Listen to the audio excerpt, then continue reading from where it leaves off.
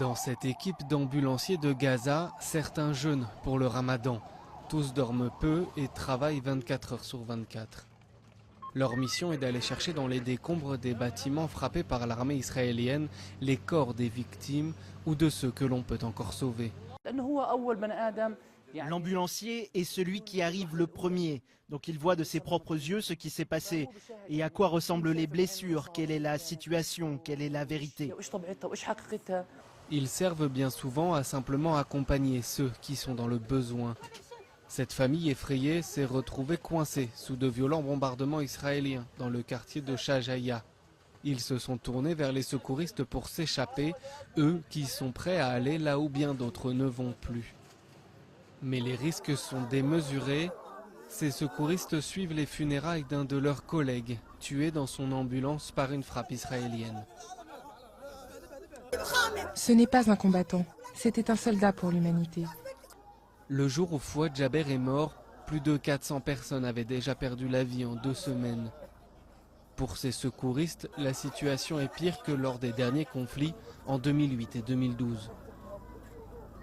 La situation est difficile. Nous sommes dans une guerre qui touche tout le monde. Les citoyens, les secouristes eux-mêmes. Ils ne rentrent pas chez eux. Ils peuvent seulement prendre des nouvelles de leur famille par téléphone. C'est dur. Mais il n'y a pas beaucoup de temps pour réfléchir. Un autre appel au secours et l'équipe est déjà en route, sans vraiment savoir ce qui les attend.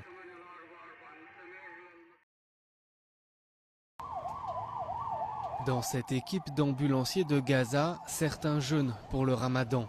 Tous dorment peu et travaillent 24 heures sur 24. Leur mission est d'aller chercher dans les décombres des bâtiments frappés par l'armée israélienne les corps des victimes ou de ceux que l'on peut encore sauver. L'ambulancier est celui qui arrive le premier, donc il voit de ses propres yeux ce qui s'est passé et à quoi ressemblent les blessures, quelle est la situation, quelle est la vérité. Ils servent bien souvent à simplement accompagner ceux qui sont dans le besoin. Cette famille effrayée s'est retrouvée coincée sous de violents bombardements israéliens dans le quartier de Shajaya. Ils se sont tournés vers les secouristes pour s'échapper, eux qui sont prêts à aller là où bien d'autres ne vont plus. Mais les risques sont démesurés. Ces secouristes suivent les funérailles d'un de leurs collègues, tué dans son ambulance par une frappe israélienne. Ce n'est pas un combattant, c'était un soldat pour l'humanité. Le jour où Fouad Jaber est mort, plus de 400 personnes avaient déjà perdu la vie en 2 semaines. Pour ces secouristes, la situation est pire que lors des derniers conflits en 2008 et 2012. La situation est difficile. Nous sommes dans une guerre qui touche tout le monde. Les citoyens, les secouristes eux-mêmes. Ils ne rentrent pas chez eux. Ils peuvent seulement prendre des nouvelles de leur famille par téléphone. C'est dur. Mais il n'y a pas beaucoup de temps pour réfléchir. Un autre appel au secours et l'équipe est déjà en route, sans vraiment savoir ce qui les attend.